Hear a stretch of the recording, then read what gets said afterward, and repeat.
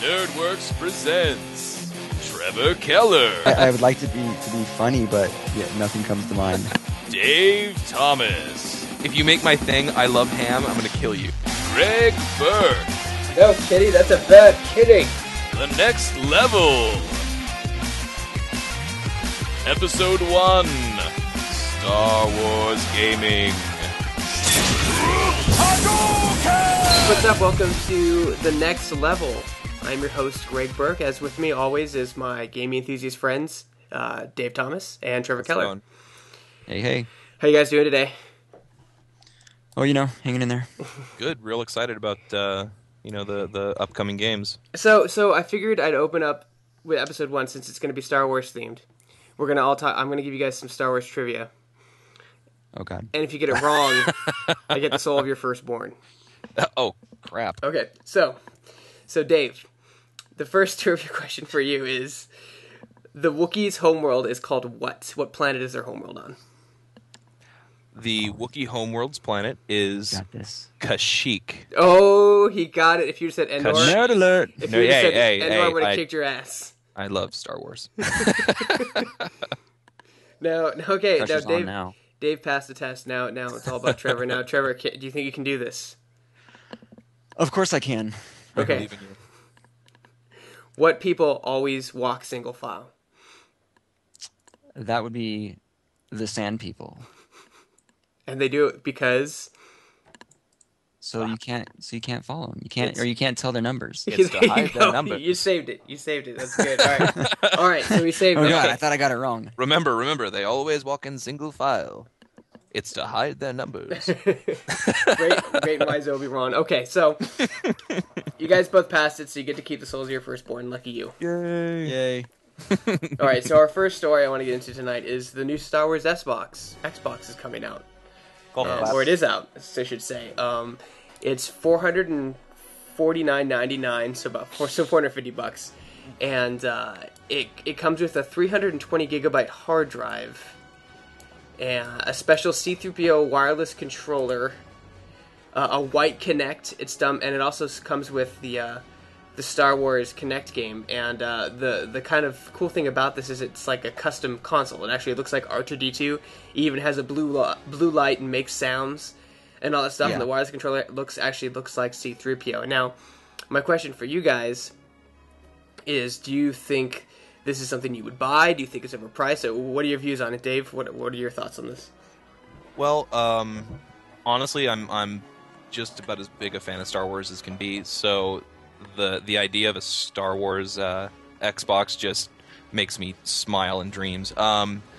It looks great, but honestly, the Xbox I have is working. So I can't see myself spending $450 just because it looks, super, super spiffy. I love the fact that it makes R2-D2 noises when you turn it on. That's just about as sweet as can be. But unless I absolutely need to get a new Xbox, I'm probably not considering it. What about you, Trevor? What do you think? Wow. Okay. You guys have seen it, right? Right, Oh, yeah. yeah. Oh my gosh. Okay. If I had the money, I would buy 2 of them. Just to have 2 It is- C-3PO controllers, right? Oh my God. No, 2 R2-D2 consoles? Are you kidding me? I am a total sucker. Microsoft would totally have my cash in hand if I had enough money to. Your $900. No, It could have 2 of it them. could have a 10 gig hard drive. I don't care. Just the R2-D2 console. Like, Greg, does it? I heard when you turn it on, it makes an R2-D2 sound, doesn't yeah, it does. When you turn it on does. and off and open up the CD-ROM drive, it does. Oh my gosh, dude! Totally, I would buy it in a heartbeat. Now, Can I buy it in a heartbeat? No, I'm too poor. But no. if I had the money, Now, in a heartbeat. here's the question: what do you guys think of the value? Because basically, the Kinect bundle that Microsoft has out now is $400, and that comes with 2 Kinect games and the Kinect sensor.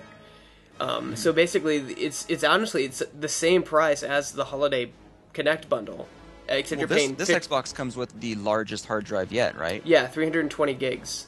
Yeah, so you're getting a Kinect. And the previous was 240. Is that correct? Uh, Am I remembering correctly? Close, 250. I think is the biggest 250. model they currently have. So yeah, you're getting although the 720 is on the horizon. Right. You're getting a 320 hard drive, a Kinect sensor. It comes with a Kinect game. I And- actually didn't know it came with the Kinect sensor. That's pretty cool. Yeah, it comes with a white Kinect camera, I believe. Oh, it does. Oh, that and sort of you're changes getting things. an R2D2 console that makes R2D2 sounds. I mean, their target is obviously Star Wars fans, but like It's hardcore, you, Trevor. yeah, hardcore Star Wars fans. They know that they're gonna fork over the money, so it's genius to do. It also comes with Kinect Adventures too, so you're getting 2 games for $450. I believe that comes standard with the regular Kinect, though. Oh yeah, it does. It does. A lot of the packages. But, yeah. Sorry, I don't want to oversell this. No. I sorry. I'm trying to come at this from a real neutral point of view. I have one question for you, Trev. How do you feel about the bright, shiny C-3PO controller? I like it because you can't have R2D2 without C-3PO. That's very true. I've seen the controller. It's just a gold controller, and where you would plug in like the mic, it's black with like some wiring. Yeah. So it's it's kind of C-3PO-esque, but it's not anywhere in the same ballpark of coolness as the actual console itself. Very true. Very true. But I mean, I think it is kind of cool that they still did it. They still have a C-3PO presence. My only concern is you got your hands on a shiny object like that. All it's going to be is fingerprints. You're going to have to polish it after every game. Dude, least of my worries. Which is If actually I can afford to buy that Xbox, that's the least of my worries. Actually, if you let me, they're actually Microsoft announced a new controller. They're revamping their controller. I don't know if they're going to physically change it, the way it looks, like the way it feels, like the size of it. But they're releasing 3 new controllers, and they come in metallic blue, metallic chrome, and like metallic red. So they're going to probably look like today. so that's something that they just released that's brand new, and I'm not sure if that's going to lower the value of the C-3PO one, because if they make a gold one, wouldn't that be to defeat Sort the of the same purpose? thing. Yeah. People are buying for the R2 console. I think Trev made a good point. They're buying it for the console. It's got a huge hard drive and looks and sounds amazing. See, I bought it, and I haven't. I'm waiting for. I bought it via Amazon. It's coming in the mail any day, and Nice. I'm gonna be kind of pissed if like the console is just like a decal, like all the R2 things on it are just like stickers, and they're not actually part of the casing, because all I've seen is videos of it. Like Yeah. I haven't actually seen it in person. Yeah. So if I'm telling you right now, if it comes with just decals on it, I'm gonna be kind of pissed. It better be like engraved on the case. No, Oh, I yeah. totally agree. It should be a custom paint job style. Well, Xbox. if I remember correctly, that's the way it was with the. I think they had like a Halo Xbox, and it was actually built into the to the hard plastic casing. So I think you're safe. I think they're not going to jip you too much on that. Right, because I only have videos to go off of, and you can kind of see it a little bit, but they're going to show it in its best light, so I can't really tell until I actually physically hold the thing. I only have one gripe though with that new Xbox. Not the R2D2 one, but the new Xbox in general. Mm-hmm. Is that damn power button is so sensitive. Well, and the eject button too. I mean, my dog brushed up against it and ruined my game. Yeah. Your dog will just sniff it, and it turns your console off. Yep. It drives me nuts. I was like, I know they're trying to go for like cool techie, but it's so inconvenient. If you have small children or animals in the house, you better start saving very often. That's a very good point. So do you guys think it's priced fairly? Do you think it's too expensive? Do you think it's not expensive enough? Do you think it's what do you guys think about the price wise? Go ahead, Trev. Well, I mean, what's the standard Xbox right now? $250, you said? Yeah, well, it's $299 if you get the Xbox like with the wireless controller and like the big hard drive. Is $299. How much is the Kinect bundle? The Kinect bundle is $400, I believe. Right. Yeah. The current one is it's $400. Yeah, I think this is it's reasonably priced. I mean, you're getting a massive hard drive, you're getting a Kinect sensor, a white Kinect sensor, and it's Star Wars. I mean, come on. Even if the hard drive wasn't bigger than the hard drive in the regular Xbox, you're only paying $50 extra for an R2D2 case. So that doesn't actually sound too expensive. I didn't realize that it came with the with the Kinect sensor. So that's actually pretty decent. Yeah. So I'd have to go with, if I was in the market for a new Xbox, I would probably pick up the super nerdy Star Wars version. Silence. Sorry, I was trying to think of ways I can convince my wife to let me get one. Well, like, do you need two? Because I needed a second one for my office. That's why I got a second one, because I didn't want to keep dragging my Xbox That's back. I'll tell Rachel that. Yes, I need a second one, hun, for my office. Just get at your work, because I know you guys don't work. Just plug in the Xbox and. Trevor, just remember, 2 kids, 2 Xboxes. Family pack. It's an argument that makes itself. This is Daddy's Xbox. The other one is Family Xbox. That's exactly right. All right, so it sounds like a good deal. I got it. You guys don't need an extra Xbox, so I would say go ahead and get it if you don't have an Xbox or you need to replace your Xbox. Definitely. That's what I would recommend for. But Dave, you actually we're looking at the game, the Star Wars Kinect. Is that what it's called? The official name of it is Star Wars Kinect? Yes, it's Star Wars with the Kinect icon around it. So that's all that they're calling it. So why don't you go and tell us about that? Well, generally it looks pretty good. You know me, I'm a big fan of graphics and a realistic looking environment, and this one actually seems to hit it dead on. I mean, the environment looks beautiful. I haven't had a chance to play it yet, and I really, after doing my research, I think I'm going to pick it up. It came out actually today on April, 3rd? Yeah. It came out on April 3rd. Mm-hmm. And it looks fantastic. I have a small gripe. The facial textures are sort of smooth, and I don't know if that's to make it play smoother or if they just got lazy. But that's sort of the only downside I can see to this for the most part. But again, realistic environments. It actually has got a lot of game modes. It's got a single-player game where you play as a nondescript Jedi. It's between episodes 2 and 3, so they try to sort of form it into the Star Wars universe without changing a whole lot of the history and mythos of Star Wars. But you play as a nondescript Jedi, and it actually has a pretty seamless co-op mode. As you're playing through your single-player version, your friends can jump on with you, and you're never by yourself. It's always you and a guide. So they actually jump in and they play the guide. So there never is really any pausing to go to co-op mode or anything. They also have they have a mode that I really want to try. It's called Rancor Rampage. That sounds amazing. Doesn't it sound fantastic? It sounds fantastic.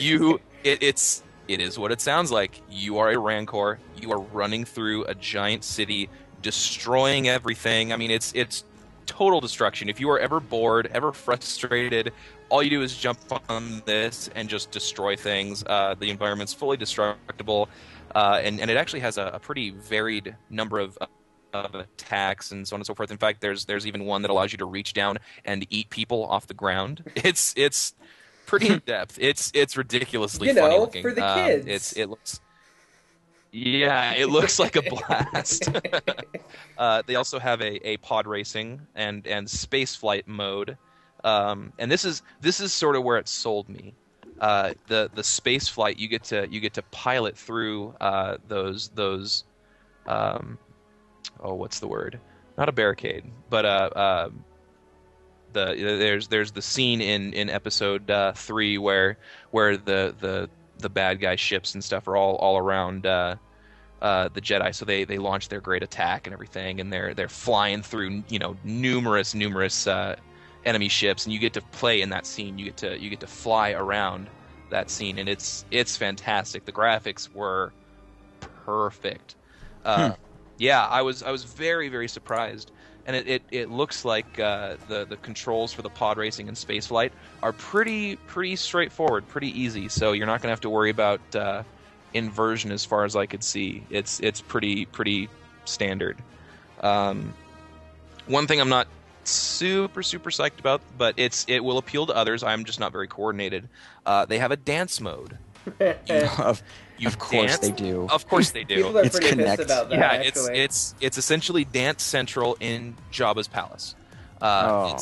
You know, I'm right there with you, but some people really like the dance games. My wife likes the dance games, so that'll be good for her. But it looks, like I said, it looks exactly like Dance Central. Works exactly the same way, same prompts and everything, except for one little twist. I've seen video now. Don't quote me on this. I've seen video of a Han Solo Lando Calrissian dance-off. Oh God. Yes, and it was hilarious. They even have a custom song for Han Solo. So that's something that's always appealing. But yeah, it was pretty ridiculously funny. And again, with the single player, it's very, very cool. The controls for the single player a little bit wonky, a little difficult to master because of course it is the Kinect. And then the Kinect sensor works off very, very precise movements. So if you go to force push and you miss by just a little bit, it might not read it as a force push. So you have to be very, very careful in the exacting of your movements. But other than that, I mean, it looks like a lot of fun. No, I mean, I gotta ask. Sorry, like, Greg, you. How pissed do you think Harrison Ford is that like he's plastered into this game because Lucas owns his space for that character? I'll say because he owns his face as long as it's on Han Solo's body. Yeah, I know, and it's funny because I know how much Harrison he hates like all the product placement stuff. He hates all that stuff. Yeah, he's kind of pissed that he's stuck in one. That's one of the roles that people know him best for. But you know what? I mean, I'm sure it's really hard for him crying on his, on his golden sheets and his, 10,000 square foot while he's mansion. sleeping on the bare naked bodies of 14 supermodels. Yeah, exactly. It must be really hard for him. Yeah. Here, I looked at the lyrics, Dave. There is a song. There's a Han Solo song. Oh yeah, no, there's a Han Solo song. That's what I was saying. And the lyrics are, "I'm Solo, I'm Han Solo, I'm Han Solo." Solo. I'm thinking I never said they were inventive. I just said they were there. No, they're. I'm honest. I'm not very hip. I'm not really into the R&B or rap scene. I think it's making fun. It's like a parody of a popular song, but I'm just not cool enough to know. But it is there, and it is again. If you enjoy the dance games, it's pretty fun. Now is the Han Solo Lando song, is it like an Easter egg kind of song, or is it just standard one of the songs you can choose? Well, like I said, I haven't had a chance to pick it up yet and have a look, and no one really is hinting at that. But it looks like you are dancing as Han Solo. I guess it wouldn't be much of an Easter egg if it's on the internet. Yeah, it's already released. But it is that you actually see the dance prompts. So I think you can actually dance as Han Solo and Lando Calrissian. Oh no, it is a parody of the song. I'm sorry, I'm looking at it right now. Yeah. It's that. That's what I figured. I don't know the song either. I'm not a big music guy, so. But it's a popular song. Yeah. Okay. But so Dave, will you be getting it? I think I am. I mean, honestly. Really? Yeah, the more I started off thinking, I'm not going to pick it up. It's not cool enough, not awesome enough. It's actually pretty spiffy. The forced powers are very, very idiot-proof. Like I said, they use very obvious motions. You push your hand straight forward for a force push, or you hold your hand out for a force grab. The targeting system is pretty decent. The only thing I have a problem with is the movement system. I come from a first-person shooter background, so I'm used to moving my character every single step, and this it's really more of a prompt. It brings you to an area, and then you have the option to force dash a little bit or jump over bad guys. But for the most part, you focus, you turn your body until you're focused on a bad guy and swing your lightsaber, and that's what moves you forward, and then you attack the guy. So that's my only sort of negative that I'm a little worried about. But that's the way it is with all Kinect games. They all have little quirky things that we're not used to without a controller. But I think I might pick it up. Trev, what about you? It's really really fun looking. I'm shocked that you would. Yeah. I have a gripe with the Kinect. It's a great piece of tech. The Kinect, in my opinion, is only good for 2 types of games. And it's funny that you mention it, because one of them is dancing, and the other is petting virtual animals.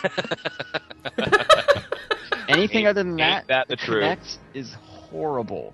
All of the games for it are horrible. I mean, it comes with Kinect Adventures, and if you've played Kinect Adventures, first off, you need like a basketball court size space in order to play the Kinect. So they've isolated already everyone that lives in an apartment. Greg, you would believe me, you would not be able to get this Kinect to work in your apartment. I don't know. That's I mean, true. I bought this, but it's my first game I've secondly- ever had, so I don't know if it'll even work in my apartment. Yeah, it's, You're gonna have problems. I'm gonna tell you that right now. I think it Even needs it's like even a on the 10-foot by setting. 10-foot space Yeah, of like emptiness. yeah. So yeah, the Xbox, it needs, or I mean the Xbox, the Kinect, it's only good for like those games like you said. It picks up a limited amount of motion, which makes dancing games really successful on it. Another thing is that I see this game being just nothing but it's going to be on rails, basically. You can't control your character at all. You're just going to be presented with, just wave after wave of bad guys. You'll swing your arm, which will swing your lightsaber. Some very simple movements. I think this game is for kids. I mean, the majority of Kinect games, no offense, Dave, it's going to be, it's for small kids. Wait a minute. What are you trying to say? Well, I said getting it, but No, you are right. The types of games, gameplay are is just very not- simplistic. yeah, it's very hard to make a game for the Kinect with decent gameplay aspects for our type of gamers. The more hardcore gamers. Yeah, this is a very child-friendly game, and I really don't see myself getting this game at all. Alright, well, check it out, you guys. Kinect Star Wars came out today, or comes out Tuesday, which is today. or whatnot. yesterday, Now, depending on when you listen to this. That's right. Yeah. I don't want to date my material. They're going to be like, this came out 2 weeks ago. Look at the calendar. This guy's such a loser, or whatever. Alright, so... That's why we're gonna call it April 3rd. It came out April 3rd. Yeah, but I don't know when this is going up, so I'm like, if it goes up tomorrow, I'll look like, if it came out today, So in 3 weeks, when it actually goes up, then we'll be a little dated. Well, it's out. The point is that it's out and it's fairly new. All right, so Trev, you had the third story of the night. Trev, you looked up the new SWTOR Star Wars: The Old Republic patch that's coming out. Star Wars: The Old Republic Content Update 1.2 Legacy. Okay, so we've all played MMOs. Most of the patches, they fix minor bugs, they tweak some of the classes, change some DPS. This is not like that at all. This is a massive update. They're adding a ton of new content. They're adding a new, what's called a Flashpoint, which is basically a dungeon. It's called the Lost Island. Basically, it's an exciting new Flashpoint that continues the storyline, first set in motion during the events of Kaon Under Siege. Here players make their way to a hidden island on a planet, Ord Mantell, as they hunt for answers pertaining to the outbreak of the Rakghoul virus that devastated the Tian hegemony. You're going to get butchered if you pronounce none of that right. I know, right? We'll edit all that out. There are a lot of really complicated words in that sentence. It's Star Wars. Yeah, it's standard. So you get a new dungeon. You also are getting a new PvP war zone. It's called Nover Coast. So this is like very similar to oh gosh, brain fart. Those PvP instances in WoW. It's basically the battlefields. Yeah. They're like objective based PvP basically. You're also getting a new operation, which these are from what it sounds like they're like giant raids. Because it's like big 8-on-8 or 16-player, battles, basically. Large scale, and you can have multiple groups in the instance. So that's pretty cool. But the real bread and butter of this is the legacy system.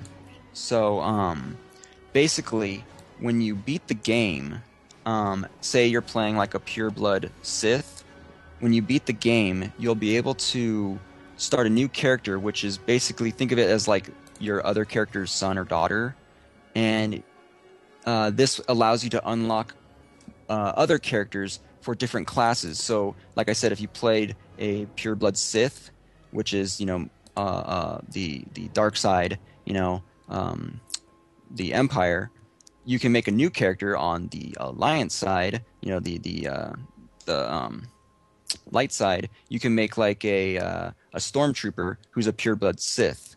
And what's really cool is your new character, since his quote-unquote dad was a pureblood Sith, your new stormtrooper guy can force choke people because he kind of inherits his dad's Sith powers.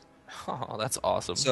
So depending on how many times you beat the game, if you beat it again, your next character, let's say you make a smuggler, now you can force choke and you can use smuggler abilities like kicking dudes in the crotch.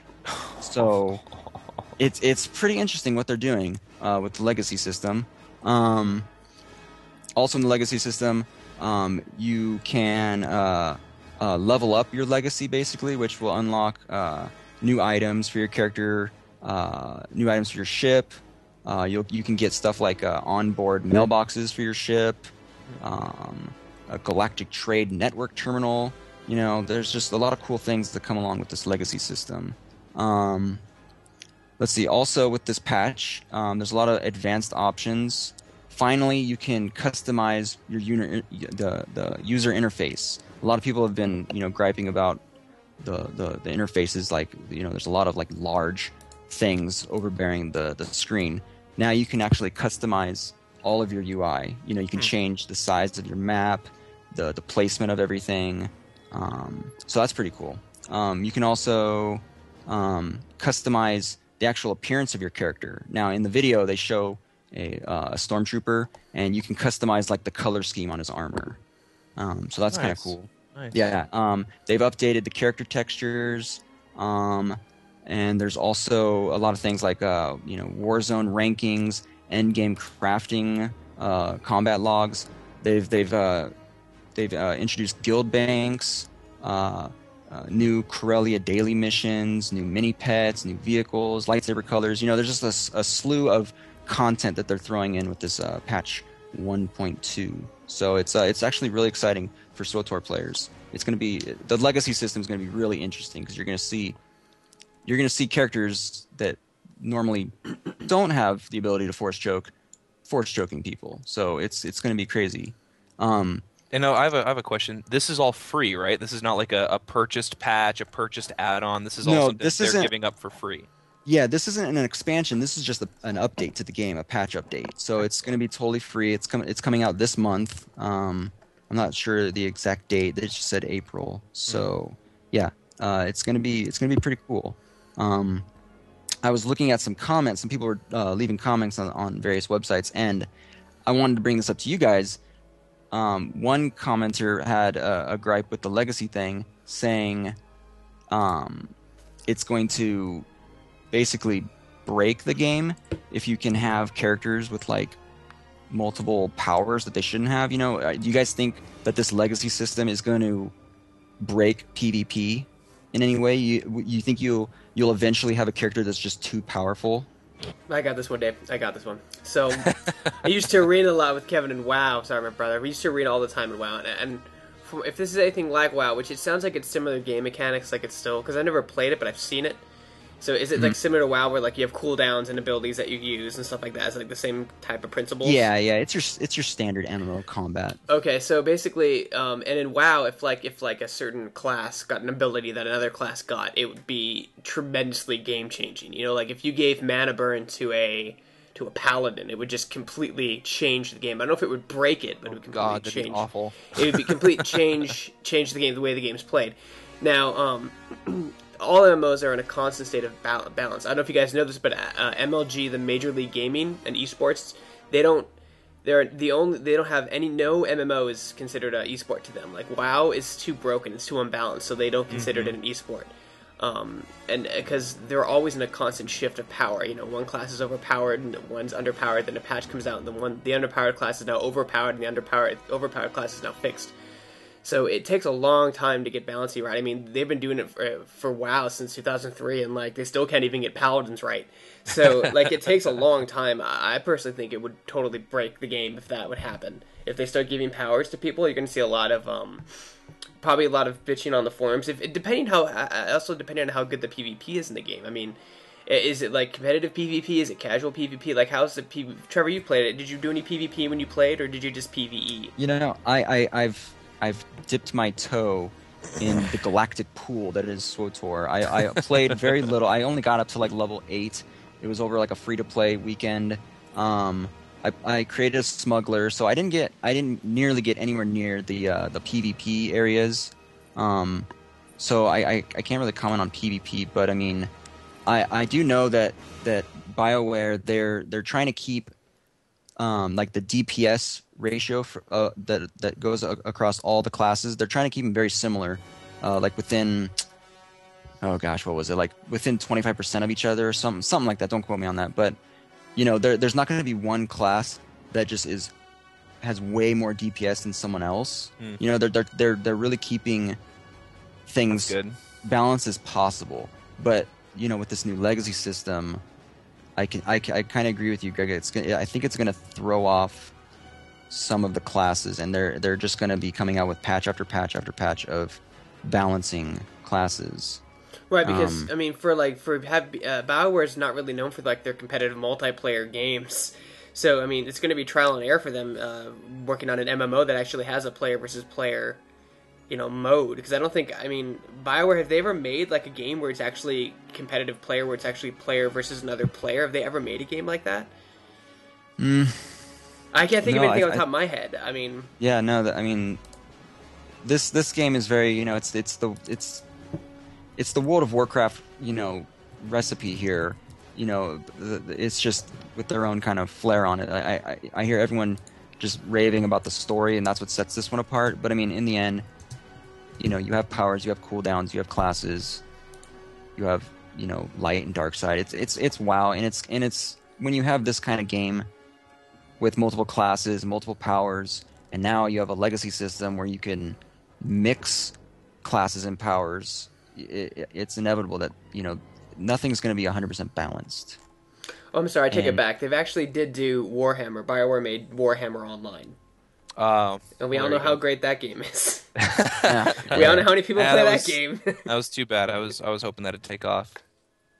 So yeah, it's going to be interesting. We're just going to have to wait and see. I mean, it's currently on the test server right now. So if the patch isn't out yet, like I said, I don't know exactly the date. It's coming out this month, but if it's not out yet, you can try and log into the test server and, you know, give it a try.